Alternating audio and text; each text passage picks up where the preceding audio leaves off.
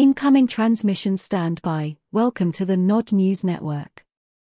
Pennsylvania Democrat John Fetterman's gym shorts apparently inspired the bipartisan effort to restore sartorial order. The U.S. Senate unanimously approved a bipartisan resolution on Wednesday to restore a long-standing dress code requirement that male senators wear long pants. Democratic Senator John Fetterman's gym shorts and hoodie uniform was believed to be the target of the resolution. Senate Resolution 376, the Show Our Respect to the Senate Shorts Act, was introduced by Democrat Senator Joe Manchin, co-sponsored by Republican Senator Mitt Romney, and sailed through Wednesday's vote without vocal pushback from a single senator, even as disagreements between and within both parties delay the passage of spending bills required to keep the government from shutting down at the end of September.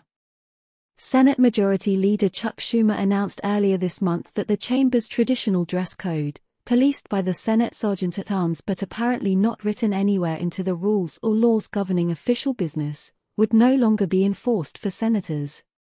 While Schumer himself pledged to continue to wear a suit despite demolishing the business attire standard that Senate aides were still required to observe, several dozen Republican senators and even Schumer's fellow Democrat Manchin immediately spoke out against the move.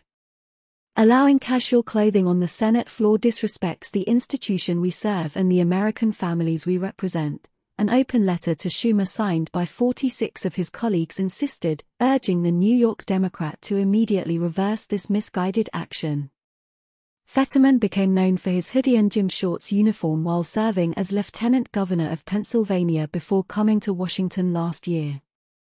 While he initially wore a suit on the Senate floor, since emerging from a prolonged hospitalization for clinical depression earlier this year, he has made the most of the opportunity extended by Schumer to resume wearing his preferred casual clothing for work, causing some of his colleagues great consternation.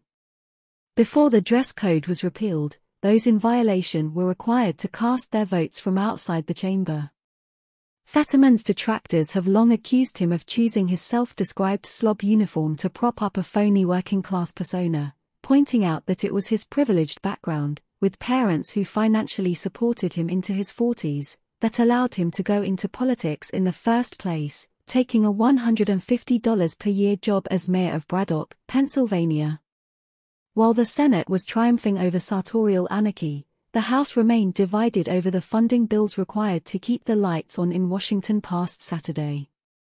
Republicans in the lower chamber have rejected the Senate's shutdown avoidance proposal, which would only fund the government through November 17, and instead hope to pass a series of spending bills of their own on Thursday and Friday. This has been the Nod News Network, transmission complete.